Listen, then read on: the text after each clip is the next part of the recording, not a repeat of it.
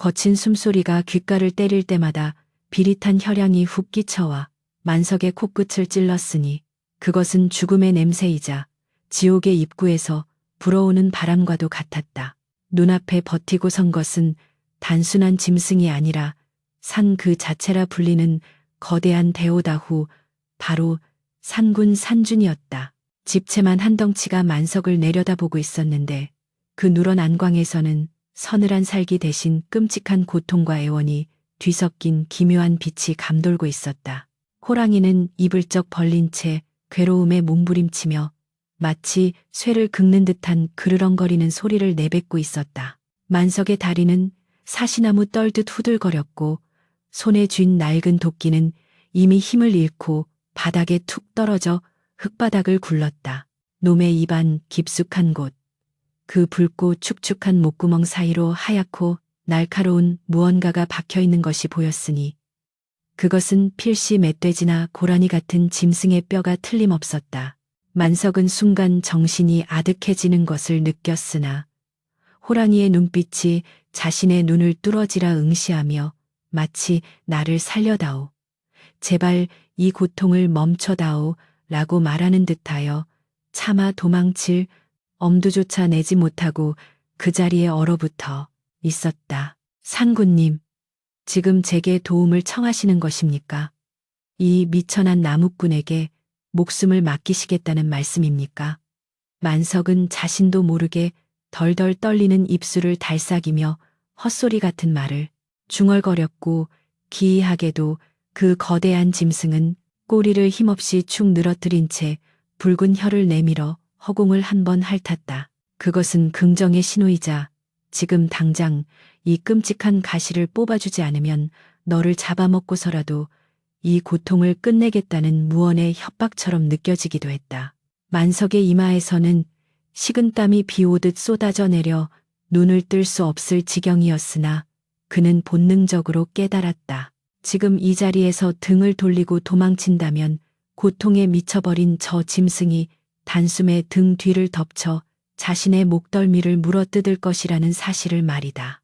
차라리 놈의 아가리에 팔을 집어넣는 것이 비록 미친 짓일지언정 살아서 집으로 돌아갈 수 있는 유일한 신랄 같은 희망일지도 모른다는 생각이 뇌리를 스쳤다. 만석은 침을 꿀꺽 삼키며 조심스럽게 한 발짝 앞으로 내디뎠는데 그 순간 호랑이의 뜨거운 입김이 얼굴에 닿아 화상을 입을 것만 같았다. 제 팔을 내어드릴 테니 부디 약조를 지키셔야 합니다. 제가 이것을 빼내면 저를 고이 보내주셔야 합니다. 만석은 마치 사람에게 하듯 짐승에게 말을 걸며 떨리는 오른팔 소매를 걷어 올렸다. 거칠고 투박한 나무꾼의 팔뚝이 드러나자 호랑이는 더 크게 입을 벌려 자신의 목구멍을 훤히 드러내 보였다. 만석은 눈을 질끈 감았다가 다시 뜨며 에라 모르겠다 심정으로 호랑이의 축축하고 뜨거운 입안으로 손을 쑥 집어넣었다. 미끈거리는 침과 역겨운 피비린내가 손끝을 타고 올라왔고 목구멍 근육이 경련을 일으킬 때마다 만석의 팔이 으스러질 듯 조여왔다. 손끝에 딱딱하고 날카로운 뼈에 감촉이 닿는 순간 만석은 온몸의 신경을 손가락 끝에 집중시켰다. 뼈는 식도 깊숙이 박혀 있어 좀처럼 움직이지 않았고 그럴 때마다 호랑이는 고통스러운 듯 낮은 신음과 함께 몸을 뒤틀어 만석을 공포의 도가니로 몰아넣었다. 조금만 참으십시오. 거의 다 잡았습니다. 만석이 소리치며 젖먹던 힘까지 짜내어 박힌 뼈를 힘껏 움켜쥐자 호랑이의 모굴대가 크게 꿈틀거렸다. 날카로운 뼈 조각이 손바닥을 찔러 피가 흐르는 것이 느껴졌으나 만석은 아랑곳하지 않고 단숨에 팔을 잡아당겼다. 툭 하는 소리와 함께 주먹만한 뼈덩어리가 피와 침 범벅이 된 채 만석의 손에 들려 나왔다. 그 순간 호랑이는 거친 숨을 몰아쉬며 바닥에 털썩 주저앉았고 만석 또한 다리에 힘이 풀려 그 자리에 엉덩방아를 감고 말았다. 호랑이의 입에서 나온 것은 끝이 창처럼 뾰족하게 갈라진 굵은 멧돼지의 다리뼈였다. 만약 저것이 조금만 더 깊이 박혔더라면 천하의 산군이라 할지라도 꼼짝없이 굶어 죽거나 고통 속에 생을 마감했을 것이 분명했다. 만석은 피 묻은 손을 옷자락에 닦으며 거칠게 숨을 몰아쉬었고 호랑이는 한결 편안해진 숨소리를 내며 그 커다란 혀로 입가에 묻은 피를 핥아내었다. 한참 동안 정적이 흐른 뒤 호랑이는 천천히 몸을 일으켜 세우더니 만석을 향해 고개를 돌렸다. 만석은 이제야말로 잡아먹히는 것인가 싶어 몸을 움츠렸으나 호랑이는 그저 그 깊고 영묘한 눈으로 만석을 빤히 응시할 뿐이었다. 그 눈빛에는 금방이라도 사람을 찢어 밟길 듯한 살기 대신 마치 인간의 언어로는 표현할 수 없는 기묘한 감정이 서려 있었다. 이윽고 짐승은 머리를 한번 크게 끄덕이더니 소리 없이 몸을 돌려 숲의 짙은 어둠 속으로 유유히 사라져갔다. 나뭇가지 하나 흔들리지 않는 그야말로 산신령과도 같은 신묘한 움직임이었다. 만석은 호랑이가 사라진 숲을 멍하니 바라보다가 자신이 아직 살아있다는 사실을 확인하려는 듯 허벅지를 세게 꼬집어 보았다. 날카로운 통증이 느껴지자 그제야 참았던 숨이 터져 나오며 오금이 저려왔다. 해는 이미 서산 너머로 기울어 숲은 빠르게 어둠에 잠식되고 있었고 멀리서 까마귀 우는 소리가 불길하게 들려왔다. 사실 만석이 오늘 이 깊고 위험한 산중까지 들어온 것은 순전히 가난 때문이었다. 며칠 전 내린 폭우로 택감이 젖어 장에 내다 팔 나무가 없었고 알아놓은 노모와 배를 태는 어린 자식들을 생각하면 위험을 무릅쓰고서라도 사람의 발길이 닿지 않는 깊은 골짜기로 들어올 수밖에 없었던 것이다. 내가 미쳤지. 호랑이 아가리에 손을 넣다니. 조상님이 보호하셨어. 만석은 주섬주섬 도끼와 나무지게를 챙겨 짊어지고는 도망치듯 산을 내려왔다. 내려오는 내내 등 뒤에서 누군가 지켜보는 듯한 서늘한 기운이 느껴져 몇 번이나 뒤를 돌아보았으나 보이는 것은 바람에 흔들리는 억새풀과 점점 짙어지는 어둠뿐이었다. 마을 어귀에 도착했을 때는 이미 사방이 칠흑같이 어두워져 집집마다 희미한 호롱불이 하나둘 켜지고 있었다. 집에 도착한 만석은 아내에게 산에서 있었던 일을 차마 말할 수 없었다. 겁 많은 아내가 그 이야기를 들으면 기절초풍할 것이 뻔했고 당장 내일부터는 산 입구에도 못 가게 할 것이 분명했기 때문이다. 그는 그저 피곤하다는 말과 함께 서둘러 저녁 밥상을 물리고는 일찌감치 이부자리에 누웠다. 그러나 눈을 감아도 호랑이의 그 뜨거운 입김과 축축한 목구멍의 감촉이 생생하게 되살아나 잠을 이룰 수 없었다. 천장은 낮고 방 안은 퀴퀴한 곰팡이 냄새로 가득했지만 오늘만큼은 이 비좁고 누추한 초가삼간이 세상에서 가장 안전한 요새처럼 느껴졌다. 만석은 옆에서 새근새근 잠든 아들의 머리를 쓰다듬으며 놀란 가슴을 진정시키려 애썼다. 밖에서는 바람이 거세게 불어 낡은 문풍지가 파르르 떨리며 기분 나쁜 소리를 내고 있었다. 그렇게 얼마나 시간이 흘렀을까. 자정이 넘은 깊은 밤, 만석이 겨우 풋잠에 들려던 찰나였다. 득, 득, 득, 무언가 거칠고 무거운 것이 살인문을 긁는 소리가 들려왔다. 처음에는 바람 소리인가 했으나 소리는 점차 규칙적이고 묵직하게 변해갔다. 마당에 묶어둔 개조차 짖지 않고 낑낑거리며 구석에 처박히는 소리가 났다. 만석의 온몸에 소름이 돋았다. 사람의 인기척은 아니었다. 그렇다면 짐승인가? 설마 낮에 그놈이 기어이 배를 채우러 온 것인가? 만석은 벌떡 일어나 문고리를 잡고 숨을 죽였다. 아내는 깊은 잠에 빠져 세상 모르고 있었고 만석은 문틈으로 밖을 내다보려 했으나 어둠 때문에 아무것도 보이지 않았다. 소리는 점점 더 가까워져 이제는 방문 바로 앞에서 거친 숨소리가 들려왔다. 낮에 산속에서 들었던 바로 그 짐승의 숨소리였다. 누구냐 만석이 용기를 내어 소리쳤으나 돌아오는 대답은 없었다. 대신 쿵 하는 둔탁한 소리가 마루 끝에 떨어지는 것이 느껴졌다. 무언가 무거운 물건을 내려놓는 소리였다. 그리고 잠시 후 멀어지는 발소리가 들리더니 다시 사방은 쥐 죽은 듯 고요해졌다. 만석은 한참을 망설이다가 떨리는 손으로 방문을 아주 조금 열었다. 차가운 밤 공기가 방 안으로 밀려 들어왔고 희미한 달빛이 마루를 비추고 있었다. 만석은 조심스럽게 고개를 내밀어 마루를 살폈다. 그리고 그 순간 그는 자신의 눈을 의심하지 않을 수 없었다. 마루 끝에는 붉은 피가 흥건하게 배어 나오는 정체불명의 묵직한 보따리가 하나 놓여 있었다. 그것은 단순한 짐승의 사냥감이 아니었다. 피 비린내와 함께 섞여 나는 냄새는 분명 화려한 비단과 값비싼 향료의 냄새였다. 만석은 호롱불을 들고 마루로 나가 그 물건을 비추었다. 붉은색 비단 보자기에 쌓인 그 물건은 둥그스름하면서도 어딘가 기이한 형상을 하고 있었다. 이게 도대체 무엇이란 말인가? 만석이 덜덜 떨리는 손을 뻗어 피에 젖은 매듭을 풀려던 찰나 바람결에 섞여 멀리 산 쪽에서 길고 구슬픈 호랑이의 울음소리가 들려왔다. 어흥, 어흥. 그 소리는 마치 만석에게 선물을 보냈으니 어서 확인해 보라는 재촉 같기도 했고 앞으로 닥쳐올 피바람을 예고하는 장송곡 같기도 했다. 만석은 마침내 매듭을 풀었고 그 안에서 드러난 것을 보고는 비명조차 지르지 못한 채 바닥에 주저앉고 말았다. 달빛 아래 드러난 그것은 금실로 수놓인 관복의 일부와 함께 잘려나간 사람의 신체 부위가 뒤섞인 참혹한 덩어리였다. 붉은 피가 만석의 발가락 사이로 스며들고 있었다. 손에 쥔 호롱불이 위태롭게 흔들리며 벽면에 거대한 그림자를 만들어냈다. 만석의 눈동자는 공포로 인해 희게 뒤집힐 지경이었고 심장은 갈비뼈를 부수고 나올 듯 거세게 요동쳤다.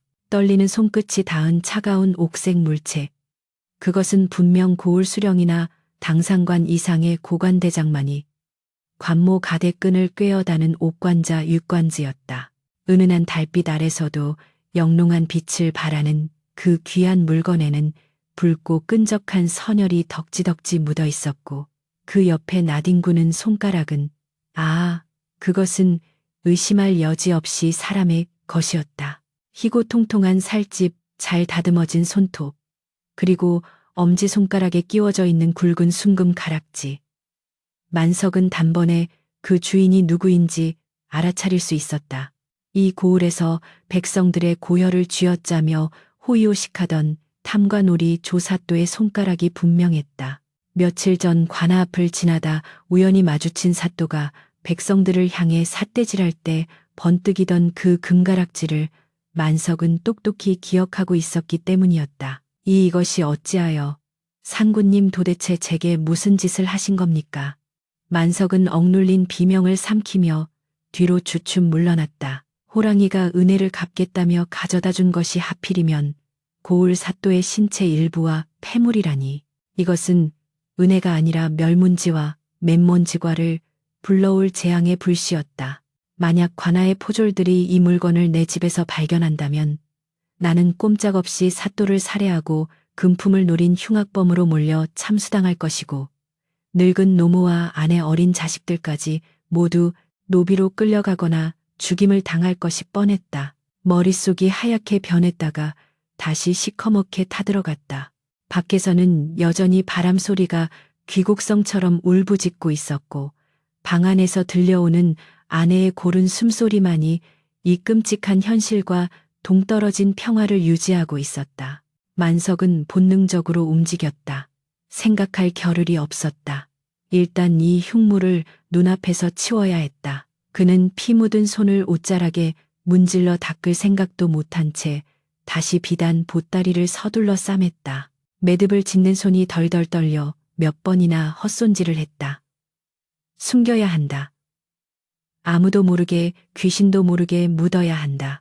그는 소리 죽여 읊조리며 마치 도둑 고양이처럼 살금살금 부엌으로 기어 들어갔다. 부엌 바닥에 찬 냉기가 발바닥을 타고 척추까지 기어올랐다. 그는 부뚜막 옆 겨운에 묵혀둔 잿더미가 쌓인 아궁이 깊숙한 곳을 맨손으로 파헤치기 시작했다. 손톱 밑으로 검은 재와 흙이 파고들어 쓰라렸지만 고통 따위는 느낄 새가 없었다. 잿더미 깊은 곳에 보따리를 밀어넣고 다시 재와 마른 솔잎으로 그 위를 덮었다. 그리고 행여나 티가 날까봐 부지깽이로 바닥을 평평하게 고르기까지 했다. 작업을 마치고 나니 온몸이 땀으로 흥건하게 젖어 있었고 새벽녘의 푸르스름한 빛이 창호지 문틈으로 스며들기 시작했다. 만석은 뜬 눈으로 밤을 지새우며 자신의 심장 소리가 혹여나 밖으로 새어나갈까봐 가슴을 움켜쥐고 숨을 죽였다. 날이 밝자마자 고울은 발칵 뒤집혔다. 평소라면 닭 울음소리와 함께 밥 짓는 연기가 평화롭게 피어올랐을 마을이었지만 오늘 아침은 달랐다. 관아 쪽에서 요란한 징소리가 울려 퍼지더니 곧이어 수십 명의 포졸들이 창을 들고 거리를 뛰어다니기 시작했다. 사또 마님께서 변을 당하셨다.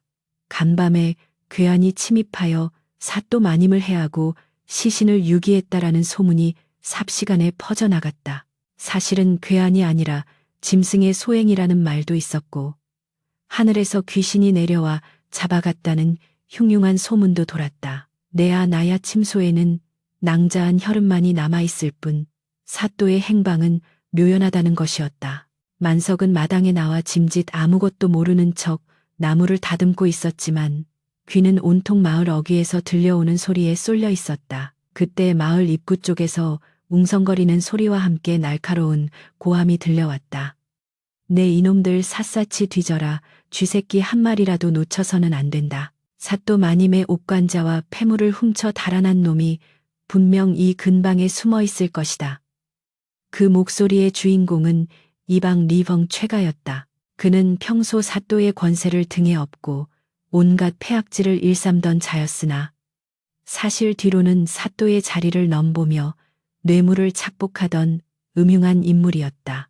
사또가 사라진 지금 그는 슬픔보다는 당혹감과 함께 묘한 야망을 눈빛에 번뜩이고 있었다. 사또가 죽었다면 차기 현감이 부임하기 전까지 고을의 실권은 이방인 자신의 손에 들어올 터였다. 하지만 그러기 위해서는 이 사건을 해결해야 했다. 그것이 진범을 잡는 것이든 아니면 적당한 희생양을 만들어 덮어 씌우는 것이든 상관없었다.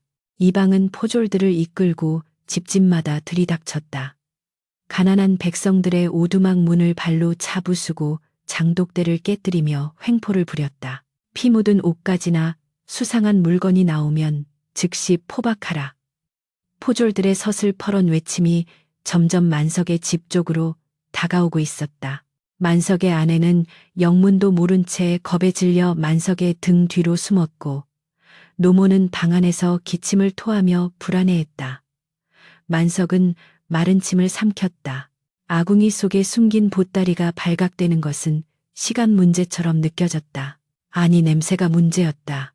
호랑이의 입냄새 그 비릿한 피 냄새가 아직도 내 손에서 아니 집안 어딘가에서 풍기는 것만 같아 미칠 지경이었다. 그는 황급히 흙바닥에 손을 비벼대며 냄새를 지우려 애썼다. 걔 아무도 없느냐. 천둥 같은 고함과 함께 만석 내 살인문이 쾅 하고 열렸다. 들이닥친 것은 붉은 오라줄을 든 포졸들과 그 뒤를 따르는 매서운 눈빛의 이방이었다. 만석은 바닥에 납작 엎드렸다. 아이고 나리, 누추한 곳에 어인 행차이십니까요? 목소리가 염소처럼 떨렸다. 이방은 뒷짐을 진 채 만석을 내려다보았다. 그의 시선은 만석의 초라한 행색을 훑어보다가 마당 한 구석에 놓인 지게와 도끼, 그리고 만석의 거친 손에 머물렀다. 내 놈은 어젯밤 무엇을 하였느냐? 이방의 질문은 날카로운 송곳처럼 폐부를 찌르고 들어왔다. 소소이는 그저 산에서 나무를 하고 돌아와 일찍 잠자리에 들었습죠. 하루 벌어 하루 먹고 사는 천한 놈이 무엇을 하겠습니까요? 만석은 최대한 불쌍해 보이려 애쓰며 대답했다. 하지만 이방의 눈초리는 거두어지지 않았다. 나무꾼이라. 어젯밤 산에서 짐승 우는 소리를 듣지 못했느냐? 혹은 수상한 자가 마을로 내려오는 것을 보지 못했느냐? 이방은 만석의 눈을 집요하게 응시하며 물었다. 만석은 순간 움찔했다. 어젯밤 산에서 호랑이의 목구멍에 손을 넣었던 기억, 그리고 밤중에 찾아온 짐승의 방문, 이 모든 것이 주마등처럼 스쳐 지나갔다. 찰나의 망설임, 그 미세한 동요를 이방과 같은 능구렁이가 놓칠 리 없었다. 이놈 눈동자가 흔들리는구나. 무언가 숨기는 게지. 이방이 턱짓하자 포졸 2명이 만석의 양팔을 거칠게 붙잡아 일으켜 세웠다. 아내가 비명을 지르며 매달렸지만 포졸들은 발길질로 그녀를 내동댕이 쳤다. 집안을 샅샅이 뒤져라. 부엌이고 헛간이고 모조리 뒤집어 엎어 이방의 명령이 떨어지자 포졸들은 굶주린 승냥이 떼처럼 집안을 유린하기 시작했다. 만석의 심장은 쿵쿵쿵 소리를 내며 바닥으로 떨어지는 듯했다. 포졸 하나가 부엌으로 들어가는 모습이 보였다. 그곳에는 아궁이가 있었다. 날이 억울합니다. 소인은 정말 아무것도 모릅니다. 만석이 절규했지만 이방은 싸늘한 비웃음을 흘릴 뿐이었다. 죄가 없다면 나올 것이 없을 테고 죄가 있다면 내 놈의 목이 달아나겠지. 그때였다. 부엌에서 어하는 포졸의 소리가 들려왔다. 만석의 눈앞이 캄캄해졌다. 끝이구나. 이제 모든 것이 끝이구나. 호랑이가 나를 살린 것이 아니라 나를 죽음의 구렁텅이로 밀어 넣었구나. 원망과 공포가 뒤섞인 눈물이 왈칵 솟구쳤다. 포졸이 부엌에서 들고 나온 것은 다행히 피 묻은 보따리가 아니었다. 그것은 만석이 어제 산에서 나무를 하다 다친 상처를 감싸기 위해 찢어 두었던 피가 조금 묻은 헝겊 조각이었다. 하지만 이방에게는 그것만으로도 충분했다. 호, 이것 보라. 피 묻은 천 조각이라. 이방이 헝겊을 집게 손가락으로 집어들며 희번덕거리는 눈으로 만석을 쏘아보았다. 나무를 하다 다쳤다고 하필이면 사또 마님이 변을 당하신 날 밤에 피를 묻히고 돌아왔다. 아주 공교롭지 않으냐. 그것은 억지였다. 누가 봐도 억지였으나 지금 이방에게 필요한 것은 진실이 아니라 범인이었다. 그리고 힘없고 배경 없는 나무꾼 만석은 그 먹잇감으로 안성맞춤이었다. 여봐라, 이놈을 당장 오라로 묶어라. 관하로 끌고 가서 문초하면 숨겨둔 작물과 함께 주둥이를 열 것이다. 날이 아니옵니다. 그것은 제 피입니다. 제 상처에서 난 피란 말입니다. 만석이 발버둥 쳤지만 억센 포졸들의 힘을 당해낼 수는 없었. 순식간에 온몸이 오라에 묶였고 그는 질질 끌려가기 시작했다. 뒤에서 울부짖는 아내와 노모의 통곡 소리가 들려왔지만 만석은 뒤를 돌아볼 수조차 없었다. 끌려가는 그의 시야에 저 멀리 산등성이가 들어왔다. 집 푸른 숲 그 어딘가에서 자신을 지켜보고 있을 호랑이의 모습이 어른거리는 듯했다. 상구님, 어찌하여 저에게 이런 시련을 주시나이까? 은혜를 원수로 갚으시는 겁니까? 만석의 마음속에서는 깊은 절망과 함께 알 수 없는 야생의 분노가 꿈틀거리기 시작했다. 마을 사람들이 모두 나와 끌려가는 만석을 지켜보았다. 개중에는 만석의 성실함을 아는 이들이 안타까워하며 혀를 찼지만 서슬퍼런 이방의 눈초리가 무서워 누구 하나 나서서 변호해주는 이는 없었다. 관아의 높은 담장 안으로 끌려 들어가는 만석의 등 뒤로 육중한 대문이 쾅하고 닫혔다. 그것은 마치 세상과의 단절을 알리는 소리이자 다가올 끔찍한 고문의 시작을 알리는 신호탄과도 같았다. 갇힌 옥사 안은 습하고 어두웠으며 바닥에는 썩은 지푸라기와 정체를 알 수 없는 오물 냄새가 진동했다. 만석은 차가운 바닥에 내동댕이 쳐졌다. 밤이 깊어지자 옥사는 쥐 죽은 듯 고요해졌다. 만석은 퉁퉁 부은 손목을 부여잡고 멍하니 벽을 바라보았다. 아궁이 속에 숨겨둔 보따리가 언제 발견될지 모른다는 불안감, 억울하게 죽을지도 모른다는 공포가 그를 잠식했다. 그때였다. 옥사의 작은 창살 너머 저 멀리 관아 밖의 어둠 속에서 바람결에 실려오는 소리가 있었다. 크르르 컹짐승의 소리 같기도 하고 천둥 소리 같기도 한 낮고 묵직한 울림. 그것은 어제 산에서 들었던 그리고 지난밤 집 앞에서 들었던 바로 그 호랑이의 숨소리와 흡사했다. 만석은 벌떡 일어나 창살에 매달렸다. 산군님, 칠흑 같은 어둠 속에서 2개의 푸른 안광이 잠깐 번뜩이다 사라진 것은 만석의 착각이었을까? 아니면 산군이 다시 한번 그를 찾아온 것일까. 관아를 둘러싼 공기가 차갑게 식어가며 보이지 않는 긴장감이 팽팽하게 감돌기 시작했다.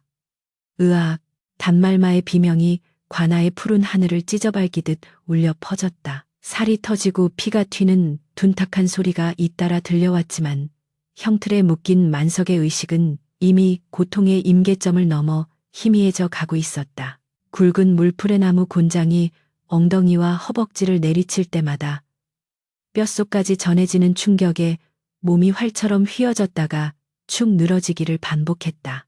내 이놈, 아직도 내 죄를 자복하지 못하겠느냐. 감히 관아의 수령을 살해하고 옥관자를 탐한 대역죄를 저지르고도 목숨을 부지할 줄 알았더냐. 형방의 고함 소리가 귓가에서 웅웅거렸지만 만석의 입에서는 신음조차 제대로 나오지 않았다. 입안은 터져버린 입술에서 흘러나온 피로 비릿했고 눈앞은 붉은 안개가 낀 듯 흐릿했다. 억울함이 목구멍까지 차올랐으나 혀가 굳어 말이 되어 나오지 않았다. 그저 거친 숨만 헐떡일 뿐 그는 짐승처럼 널브러져 있었다. 형장 한쪽에 마련된 높은 마루 위 이방 최가는 느긋하게 부채질을 하며 그 광경을 내려다보고 있었다. 그의 입가에는 잔인한 미소가 매달려 있었다. 사실 이방은 만석이 범인이 아니라는 것을 누구보다 잘 알고 있었다. 사또를 죽인 것은 다름 아닌 이방 자신이었기 때문이다. 탐욕에 눈이 먼 그는 오랫동안 사또의 부정축제를 도우며 뒤로는 자신의 배를 불려왔으나 최근 사또가 자신의 비리를 눈치채고 한양에 고발하려 하자 선수를 친 것이었다. 그는 사또를 으쓱한 곳으로 유인해 살해하고 시신을 유기한 뒤 그 죄를 뒤집어 씌울 적당한 희생양을 찾고 있었다. 그때 마침 피 묻은 옷까지. 비록 그것이 자신의 피라 할지라도를 가진 힘없고 배경 없는 나무꾼 만석이 걸려든 것이다. 게다가 만석에게는 이방이 오랫동안 눈독 들여온 젊고 아리따운 아내가 있지 않은가. 만석만 제거하면 그 아내를 차지하는 것은 식은 죽 먹기나 다름없었다. 잠시 멈추어라. 이방이 손을 들어 형 집행을 중단시켰다. 그는 천천히 형틀로 걸어 내려왔다. 비단신이 흙바닥을 밟는 소리가 사각사각 들려왔다. 이방은 피투성이가 된 만석의 머리채를 거칠게 잡아들어 올리며 귓속말을 속삭였다. 이복의 만석이 자네가 아무리 버틴들 결과는 달라지지 않아. 어차피 사또는 죽었고 누군가는 그 죗값을 치러야 해. 그게 자네가 되면 자네 식구들은 편안히 살 수 있지 않겠나. 하지만 끝까지 버티면 자네는 여기서 맞아 죽고 자네 늙은 어미와 어린 자식들은 노비로 팔려갈 것이야. 그리고 자네의 그 곱디고 온 처는 관기 관아의 기생가 되어 묻 사내들의 놀이개가 되겠지. 그 말은 곤장 100대보다 더 끔찍한 고통으로 만석의 심장을 후벼 팠다. 이 악마 같은 놈. 만석이 쥐어짜듯 내뱉으며 이방의 얼굴에 피 섞인 침을 뱉었다. 이방은 얼굴을 찡그리며 소매로 침을 닦아내더니 표정이 순식간에 차갑게 굳어졌다. 이놈이 아직 덜 맞았구나. 죽지 않을 만큼만 더 매우 쳐라. 내일 날이 밝는 대로 처형할 것이니 밤새 살려만 두어라. 이방의 냉혹한 명령이 떨어지자 다시 곤장질이 시작되었다. 만석은 흐려지는 의식 속에서 이를 악물었다. 죽을 수는 없었다. 내가 죽으면 아내는 내 가족은 정말로 지옥에 떨어지게 된다. 하지만 이 상황을 뒤집을 방법이 도무지 떠오르지 않았다. 아궁이 속에 숨겨둔 사또의 옥관자, 그것을 꺼내 보인들 이방이 내 놈이 훔친 작물이다. 라고 우기면 그만이었다. 진퇴양난 사면초가였다. 해가 저물고 어둠이 깔리자 만석은 다시 차가운 옥사에 처박혔다. 상처가 채차 터진 몸에서 열이 펄펄 끓어올랐다. 옥사 바닥의 냉기가 뼛속까지 파고들었지만 불덩이 같은 몸을 식히기에는 역부족이었다. 옆방의 죄수들도 만석의 처참한 몰골에 혀를 차며 고개를 돌렸다. 만석은 멍하니 천장의 작은 창살을 올려다보았다. 네모난 밤하늘에 별 하나 보이지 않았다. 상구님, 당신을 살려준 대가가 고작 이것입니까? 내 팔을 내어주고 당신의 목숨을 구했는데 당신은 내게 누명을 씌우고 죽음을 선물했습니까? 원망 섞인 독백이 입안에서 맴돌았다. 그러나 한편으로는 그 호랑이의 눈빛, 인간보다 더 깊고 영묘했던 그 눈동자가 자꾸만 떠올랐다. 짐승이 인간을 배신할 리 없다. 인간만이 배신을 한다. 만석의 머릿속에서 이방의 비열한 웃음과 호랑이의 묵직한 눈빛이 교차하며 혼란을 가중시켰다. 밤이 깊어 축시 새벽 1시 3시 무렵이 되었다. 옥졸들도 꾸벅꾸벅 졸기 시작할 만큼 깊은 정적이 관아를 감쌌다. 그때였다. 만석의 예민해진 청각에 미세한 진동이 감지되었다. 그것은 소리라기보다는 공기의 떨림에 가까웠다. 옥사박 담장 너머에서부터 묵직하고 서늘한 기운이 밀려오고 있었다. 졸고 있던 옥졸들이 갑자기 움찔하더니 마치 가위 눌린 사람처럼 깊은 잠속으로 또 차 떨어졌다. 평소라면 코를 골거나 잠꼬대를 했을 법도 한데 옥사 전체가 마치 시간이 멈춘 듯 기이한 침묵에 잠겼다. 쥐새끼 한 마리 지나가는 소리조차 들리지 않았다. 만석은 본능적으로 고개를 들었다. 등줄기를 타고 오르는 전율, 이것은 공포가 아니었다. 그것은 압도적인 존재감 산의 주인이 내뿜는 위압감이었다. 창살 너머 어둠 속에서 푸른빛 두 개가 서서히 떠올랐다. 횃불의 붉은 빛이 아니라 차갑고 시리도록 푸른 안광이었다. 만석은 숨을 멈추었다. 창살 바로 앞에 거대한 그림자가 드리워졌다. 호랑이였다. 산군이 다시 왔다. 하지만 이번에는 혼자가 아닌 듯했다. 호랑이의 뒤로 바람 소리가 윙윙거리며 나뭇잎들이 회오리쳤고 옥사 안으로 흙냄새와 피냄새 그리고 짙은 짐승의 냄새가 훅 끼쳐 들어왔다. 만석은 쇠창살을 부여잡고 힘겹게 몸을 일으켰다. 산군님, 저를 데리러 오신 겁니까? 저승사자 대신 오신 겁니까? 호랑이는 대답 대신 낮은 소리로 그르렁거렸다. 크르르르. 그 소리는 마치 위로의 말처럼 혹은 기다려라라는 명령처럼 들렸다. 호랑이는 앞발로 땅을 툭툭 쳤다. 그러자 창살 아래 흙바닥에서 무언가 툭 하고 튀어올랐다. 만석이 눈을 가늘게 뜨고 보니 그것은 헝겊에 쌓인 작은 단도 단더였다. 손잡이에는 화려한 작의 장식이 박혀 있었는데 달빛에 비친 그 문양은 만석의 눈이 커졌다. 그것은 이방이 허리춤에 차고 다니던 이방 가문의 문장이 새겨진 단도가 분명했다. 만석은 떨리는 손을 뻗어 창살 사이로 그 단도를 집어들었다. 단도의 날카로운 날에는 검붉게 말라붙은 핏자국이 선명했다. 순간 만석의 머릿속에 번개 같은 깨달음이 스쳤다. 아궁이 속에 숨겨둔 사또의 옥관자, 그리고 지금 내 손에 쥐어진 이방의 피 묻은 단도, 이 두 가지가 합쳐지면 무슨 일이 벌어질까?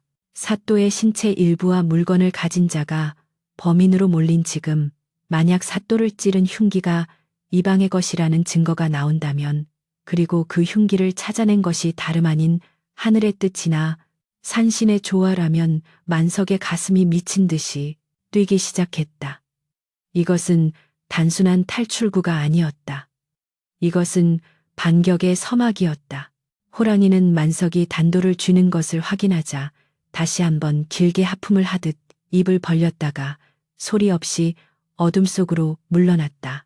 마치 내일 보자는 약속을 남기듯 그 거대한 꼬리가 창살을 스치며 지나갔다. 그러나 위기는 끝난 것이 아니었다. 날이 밝으면 만석은 형장으로 끌려나가 처형당할 운명이었다. 이 단도를 숨기고 있다가 내일 형장에서 꺼내 보인들. 이방이 저놈이 내 칼까지 훔쳤구나라고 덮어씌우면 그만일 수도 있었다. 더 확실한 한방 모든 사람이 보는 앞에서 이방이 빠져나갈 수 없는 완벽한 상황이 필요했다. 만석은 단도를 품속 깊이 상처투성이인 옷가지 안쪽 살칼에 닿도록 숨겼다. 차가운 쇠의 감촉이 오히려 뜨겁게 달아오른 정신을 맑게 깨워주었다. 그는 아픈 몸을 웅크리며 생각에 잠겼다. 내일 형장에서 나는 죽기 직전 마지막 발악을 해야 한다. 그리고 산군이 반드시 무언가 보여줄 것이다. 저 짐승은 헛걸음을 하지 않는다. 뼈를 빼준 은혜를 갚기 위해 사또의 시신을 찾아냈고 이제 진범을 잡을 증거까지 가져왔다. 남은 것은 마지막 조각, 바로 하늘의 심판이었다. 새벽이 다가오고 있었다. 동이 트기 전에 가장 어두운 시간. 만석은 문득 집에 있는 아내 생각이 났다. 여보, 부디 아궁이에 불을 지피지 마시오. 그 재 속에 우리를 살릴 동아줄이 들어있소. 간절한 염원이 닿기를 바라며 만석은 눈을 감았다. 하지만 잠들 수는 없었다. 밖에서 다구는 소리가 들려왔다.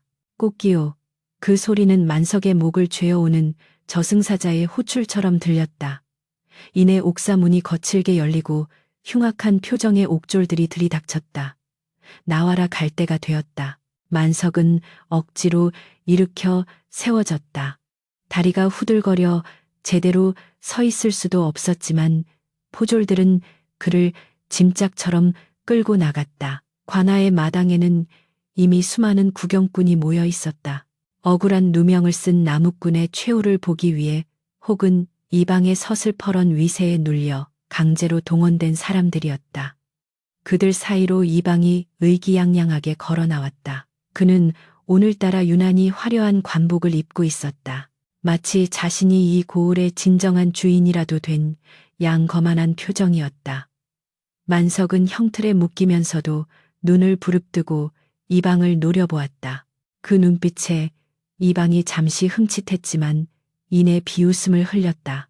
저놈의 눈을 뽑아버리고 혀를 잘라라. 감히 누구 안전이라고 눈을 치켜뜨느냐. 망나니가 칼을 갈며 춤을 추기 시작했다. 섬뜩한 칼날이 아침 햇살을 받아 번쩍였다. 만석의 심장은 터질 듯이 뛰었다. 산군님, 지금입니다. 제발, 지금 오셔야 합니다.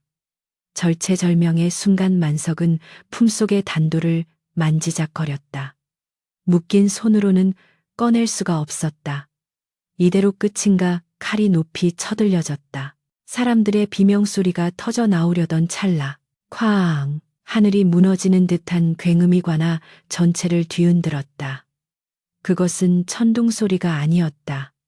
산을 찍고 내려온 호랑이의 포효였다. 관아의 육중한 대문이 종이장처럼 부서져 날아갔고 흙먼지 사이로 집채만한 황금빛 괴수가 모습을 드러냈다.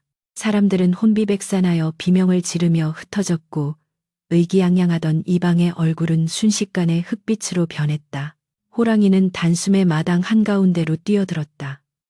그러나 녀석은 사람들을 공격하지 않았다. 놈의 목표는 오직 하나, 형틀 위에 묶인 만석이 아니라 단상 위에 서 있는 이방이었다. 호랑이의 등 뒤로 아침 햇살이 후광처럼 비치며 짐승은 마치 신화 속에서 걸어 나온 수호신처럼 위엄있게 포효했다.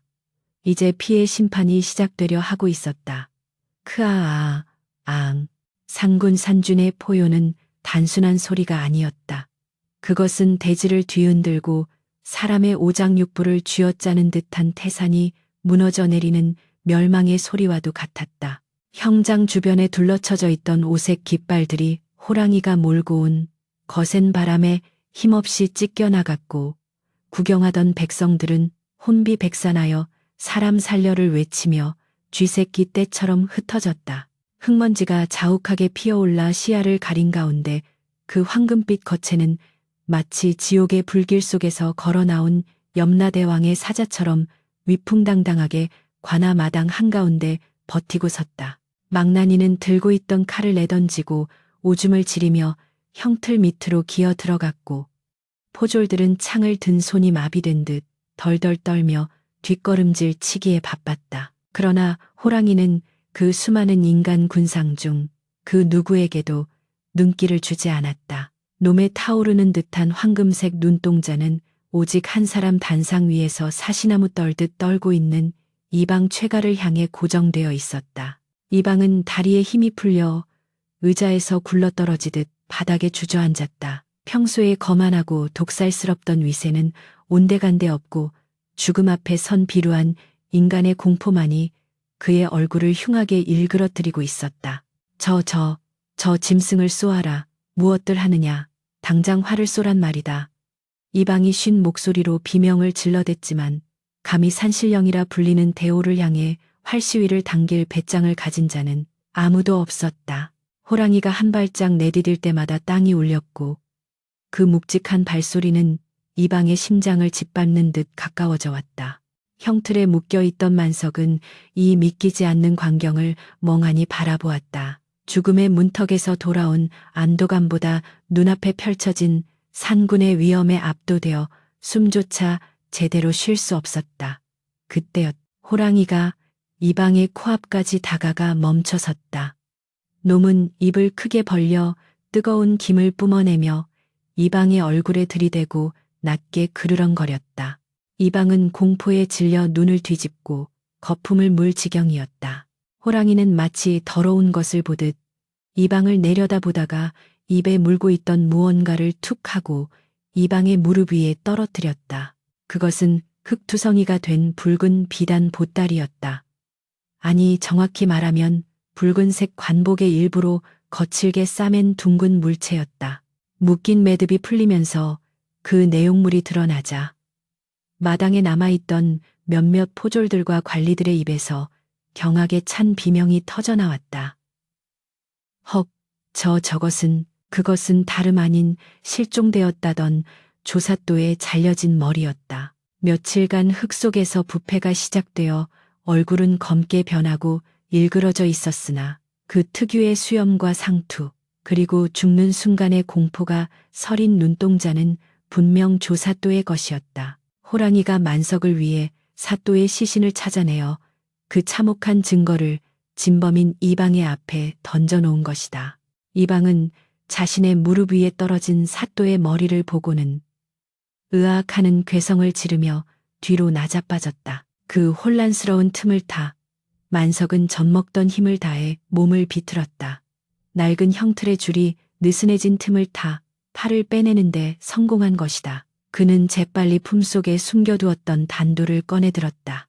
아침 햇살을 받은 작의 장식 단도가 번쩍이며 빛을 발했다.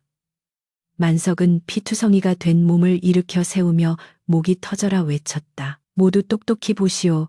하늘이 노하고 산신이 굽어 살펴 진실을 밝히러 오셨소. 여기 이 단도를 보시오. 이것이 누구의 것입니까? 만석의 외침에 사람들의 시선이 그가 높이 쳐든 단도로 쏠렸다. 형방과 다른 관리들이 눈을 가늘게 뜨고 그 물건을 살폈다. 저것은 이방 나리의 가문 문장이 새겨진 호신용 단도가 아니냐. 웅성거림이 파도처럼 번져나갔다.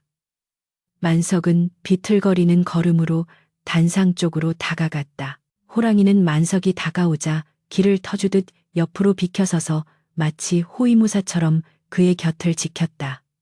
만석은 덜덜 떨고 있는 이방을 향해 단도를 겨누며 피를 토하듯 절규했다. 내 놈이 이 칼로 사또를 찌르고 그 죄를 나에게 뒤집어 씌우려 했지. 산군께서 내 놈이 잃어버린 이 칼을 찾아다 내게 주셨다. 그리고 사또의 시신까지 찾아오셨어. 그런데도 내 놈이 발뺌할 텐가. 이방은 얼굴이 흑빛이 되어 고개를 저었다. 아, 아니다. 나는 모르는 일이다. 저 미천한 놈이 호랑이와 짜고 나를 모함하는 것이다. 그러나 그의 변명은 너무나도 궁색했다. 사또의 머리, 이방의 단도, 그리고 하늘이 내린 듯한 호랑이의 심판. 모든 증거가 이방을 가리키고 있었다. 게다가 평소 이방의 전횡에 불만을 품고 있던 형방싱펑, 이 기회를 놓칠 리 없었다. 형방은 재빨리 포졸들에게 눈짓했다. 여봐라, 중재인 최가를 포박하라. 사또 살해의 혐의가 명백하고 하늘의 증인까지 당도하였으니 더 이상 문초가 필요 없다. 네, 이놈들, 내가 누군 줄 알고. 놔라. 이건 모함이다.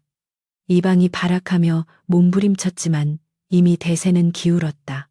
포졸들은 주저없이 달려들어 이방을 바닥에 짓누르고 굴비 엮듯 오라로 묶어버렸다.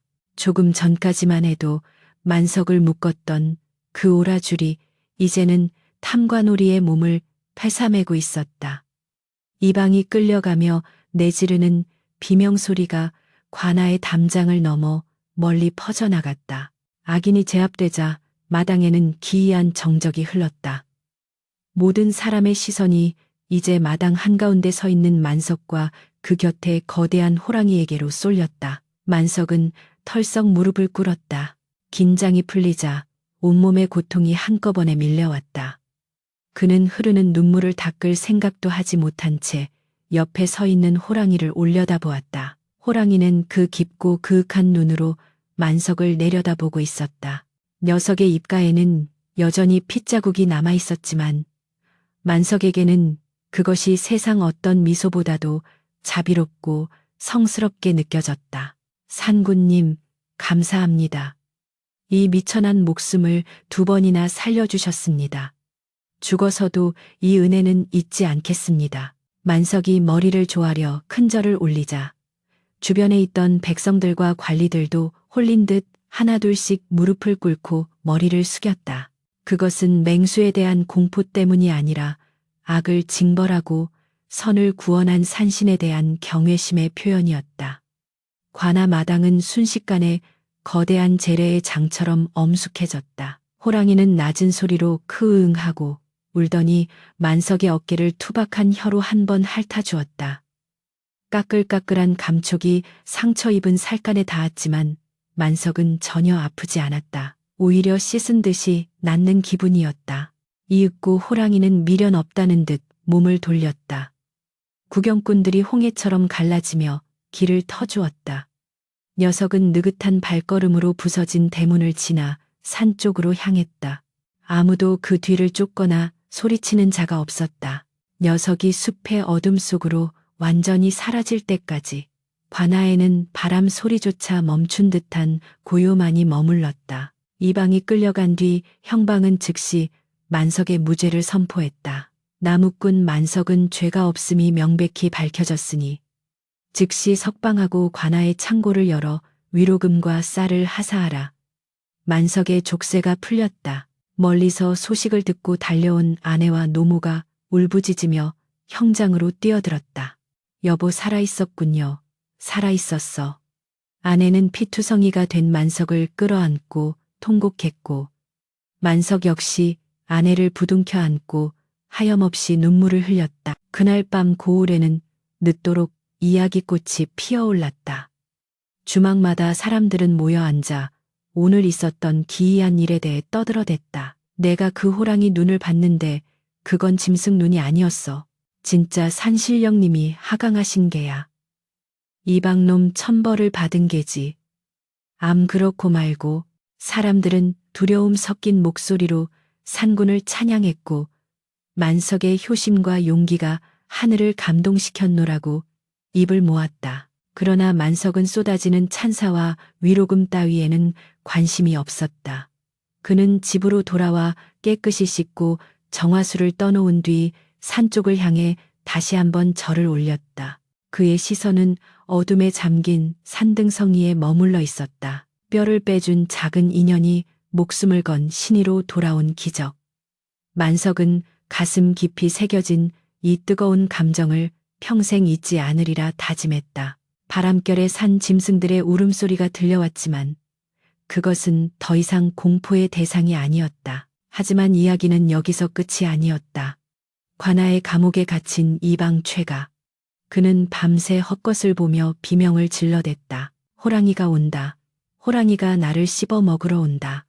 죄의식과 공포가 만들어낸 환영에 시달리던 그는 다음날 아침 싸늘한 주검으로 발견되었다. 겉보기에는 멀쩡했으나 그의 심장은 공포를 이기지 못하고 터져버린 듯했다. 악인의 비참한 말로였다. 고을은 다시 평화를 되찾는 듯했다. 새로운 사또가 부임한다는 소식이 들려왔고 만석의 집 앞에는 그의 무용담을 듣기 위해 찾아오는 사람들의 발길이 끊이지 않았다. 하지만 만석은 알고 있었다. 진정한 평화는 사람들의 칭송 속에 있는 것이 아니라 저 깊은 산속 말없는 자연과의 약속을 지키며 살아가는 소박한 삶 속에 있다는 것을 그는 조용히 지게를 다시 짊어졌다. 이제 다시 나무꾼으로 돌아갈 시간이었다.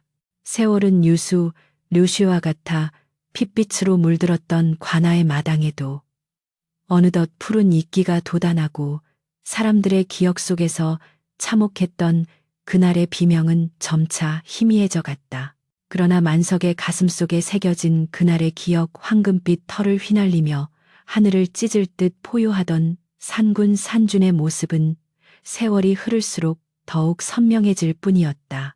새로 부임한 사또는 전임자의 비극과 이방의 악행을 거울 삼아 백성들을 어루만지는 선정, 샨정을 베풀었고 억울한 누명을 썼던 만석에게는 위로금과 함께 기름진 논밭을 하사하려 했다. 허나 만석은 그 모든 호의를 정중히 물리쳤다. 소인은 평생 나무를 하며 살아온 천한 놈입니다.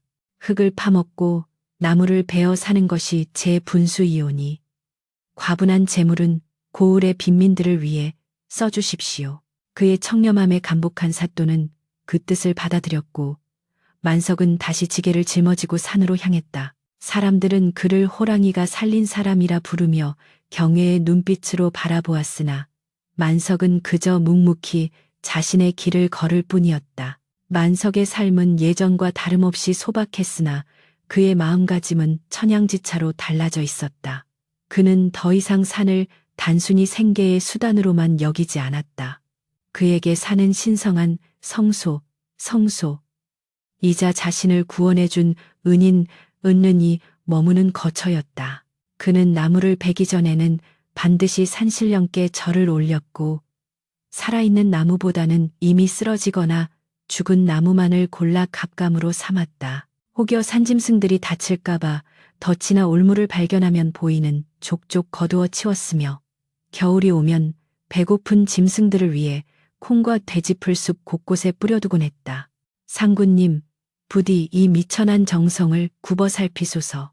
당신께서 베푸신 은혜 죽는 날까지 잊지 않고 갚아나가겠습니다. 만석의 기도는 바람을 타고 숲의 깊은 곳까지 전해지는 듯했다. 계절이 수없이 바뀌어 검은 머리 팥불이 되듯 만석의 머리에도 하얀 서리가 내려앉았다. 꼿꼿했던 허리는 굽어지고 바위를 깨트릴 듯 단단했던 팔뚝의 근육도 세월의 무게를 이기지 못하고 흐물해졌다. 장성한 아들은 아버지를 대신해 집안의 기둥이 되었고 며느리와 손자들의 웃음소리가 초가삼간을 가득 채웠다. 이제는 편안히 아랫목을 차지하고 쉴 법도 하건만 늙은 만석은 여전히 지팡이를 짚고 산을 오르는 일을 멈추지 않았다. 가족들이 말려도 소용없었다. 내 갈 곳은 산뿐이다. 그곳에 내 오랜 벗이 기다리고 있어. 아내만이 그 말의 뜻을 알고 조용히 고개를 끄덕여줄 뿐이었다. 어느 늦가을 산 전체가 붉고 노란 단풍으로 불타오르던 날이었다. 만석은 평소보다 더 깊은 골짜기. 젊은 시절 호랑이의 목구멍에서 뼈를 빼주었던 바로 그 장소로 발걸음을 옮겼다. 낙엽이 발목까지 차오르는 험한 길이었으나 그의 발걸음은 웬일인지 구름을 밟는 듯 가벼웠다. 숲은 고요했다. 새소리조차 들리지 않는 정막 속에서 오직 바람에 스치우는 나뭇잎 소리만이 사각사각하며 만석을 반겼다. 그는 기억 속에 그 바위에 걸터 앉아 가쁜 숨을 몰아쉬며 땀을 닦았다. 허허, 이놈의 산세는 변함이 없는데 나만 이렇게 늙어버렸구나. 혼잣말을 중얼거리며 주머니에서 주먹밥을 꺼내려던 찰나였다. 등 뒤에서 느껴지는 익숙하고도 묵직한 기운. 수십 년 전 털끝이 쭈뼛서고 오금이 저려오던 그 서늘한 기운이 다시금 만석의 전신을 감싸 안았다. 그러나 이번에는 공포가 아니었다. 그것은 마치 오래전 헤어진 혈육을 만나는 듯한 벅찬 그리움이었다. 만석은 천천히 아주 천천히 뒤를 돌아보았다. 그리고 그곳에 그가 평생을 기다려온 존재가 서 있었다. 그것은 늙은 호랑이였다. 세월은 상군조차 비켜가지 못했는지 한때 태양처럼 빛나던 황금빛 털은 빛이 발해 희끗희끗했고 얼굴에는 수많은 싸움과 세월의 흔적이 훈장처럼 흉터로 남아 있었다. 윤기 흐르던 근육은 다소 야위었고 걸음걸이 또한 예전처럼 땅을 울릴 듯 위협적이지 않았다. 하지만 그 눈빛만은 인간의 영혼을 꿰뚫어 보는 듯한 그 깊고 푸른 안광만은 여전히 형형하게 살아있어 산의 주인다운 위엄을 잃지 않고 있었다. 늙은 호랑이는 만석과 몇 걸음 떨어진 곳에 멈춰서서 그를 가만히 응시했다. 만석은 지팡이를 내려놓고 바들거리는 무릎을 펴 자리에서 일어났다. 눈시울이 뜨거워지더니 이내 굵은 눈물 방울이 주름진 볼을 타고 흘러내렸다. 오셨습니까? 상구님, 이 미련한 놈을 잊지 않고 살아생전에 다시 한번 얼굴을 보여주시러 오셨습니까? 만석의 목소리는 물기에 젖어 떨리고 있었다.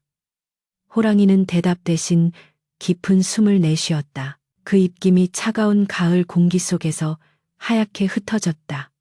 녀석은 천천히 만석에게 다가왔다. 예전 같았으면 기절초풍할 일이었으나 만석은 피하지 않았다. 호랑이는 만석의 코앞까지 다가와 늙고 거친 만석의 손등에 자신의 콧등을 부드럽게 비볐다. 까슬까슬한 수염의 감촉, 따뜻한 체온, 그리고 특유의 짐승 냄새가 만석의 온 감각을 일깨웠다. 고맙습니다. 정말 고맙습니다. 제 목숨을 살려주시고 제 가족을 지켜주시고 제 억울함을 풀어주신 은혜, 내세에 다시 태어나서라도 갚겠습니다. 만석은 호랑이의 목덜미를 껴안고 흐느꼈다. 호랑이는 가만히 눈을 감고 만석의 흐느낌을 받아들였다. 짐승과 인간 포식자와 피식자라는 자연의 섭리를 뛰어넘은 기이하고도 아름다운 교감이 숲을 가득 채웠다. 그 순간만큼은 산속의 모든 정령들이 숨을 죽이고 두 늙은 영혼의 재회를 지켜보는 듯했다. 얼마나 시간이 흘렀을까. 호랑이가 천천히 몸을 떼어냈다. 녀석은 만석의 눈을 마지막으로 깊이 들여다보았다. 그 눈빛은 마치 작별 인사를 건네는 듯했다. 잘 살았다. 너도 나도 이제 갈 때가 되었다. 말하지 않아도 전해지는 그 뜻을 만석은 알아들었다. 호랑이는 몸을 돌려 숲의 더 깊은 곳, 인간의 발길이 닿지 않는 안개, 자욱한 골짜기를 향해 걸음을 옮겼다. 몇 발자국 가다가 다시 멈춰서서 만석을 돌아본 호랑이는 짧고 굵게 어흥하고 울었다. 예전의 천지를 뒤흔드는 포효는 아니었으나 그 어떤 소리보다 깊은 울림이 있는 마지막 인사였다. 녀석의 모습이 안개 속으로 서서히 사라져갔다. 꼬리 끝이 보이지 않게 될 때까지 만석은 그 자리에 망부석처럼 서서 하염없이 손을 흔들었다. 부디 평안히 가십시오, 산구님. 만석이 산을 내려왔을 때 마을에는 첫눈이 내리기 시작했다. 하늘에서 내리는 하얀 눈송이들이 세상을 포근하게 덮어주었다. 만석은 집에 돌아와 가족들에게 산에서 있었던 일을 이야기하지 않았다. 그것은 오로지 자신과 상군만이 간직해야 할 비밀이자 추억이라 여겼기 때문이었다. 그날 이후 만석은 더 이상 산에 오르지 않았다. 그는 방 안에 누워 창밖의 산을 바라보는 것으로 소일했다. 그의 얼굴에는 언제나 평온한 미소가 감돌았다. 마치 세상의 모든 짐을 내려놓은 사람처럼 그는 하루하루를 감사하며 보냈다. 그의 겨울은 유난히 길고 추웠다. 눈이 녹고 산수유가 노랗게 피어오르던 어느 따스한 봄날, 만석은 잠을 자듯 편안하게 눈을 감았다. 향년 90세, 천수를 누린 행복한 죽음이었다. 가족들이 그의 시신을 수습하려 할 때 기이한 일이 벌어졌다. 만석의 베개맡에서 웬 낡은 짐승의 이빨 하나가 발견된 것이었다. 그것은 아주 오래된 호랑이의 송곳니였다. 언제 어떻게 그것이 그곳에 있었는지는 아무도 알 수 없었다. 다만 사람들은 산신령이 그를 데려가기 위해 증표를 남긴 것이라 믿었다. 만석의 장례가 치러지는 날, 마을 뒷산에서는 하루 종일 슬픈 호랑이의 울음소리가 메아리쳤다고 전해진다.